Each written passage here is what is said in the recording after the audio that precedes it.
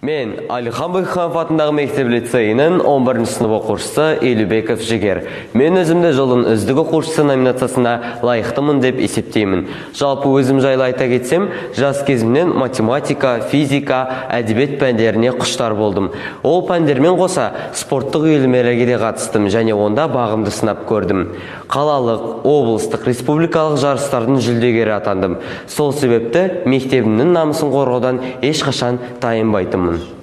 Жалпы өзім жайлы айта кетсем, мен мектеп қабырғасында жүріп, өзімді белсенді, қамқор, білікті де білгір басқарушы ретінде көремін.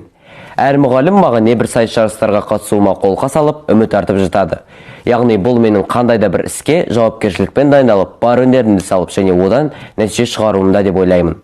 Бір орында тұрып қалмас үшін білмегенімді оқып, түрлі тренингтерге қатысып, ізденіс үстінде жүргенді жақсы көремін.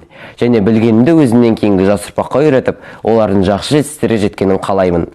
Болашақ жастардікі деп бекер айтпаған. Сол себепті біз тек қана сөзбен емес, іспен дәлелдеп, еліміздің ертеңін дамытуымыз қажет. Ал ендеше мен осы уақытқа дейінгі жеткен жетістіктеріме шолып өтейік.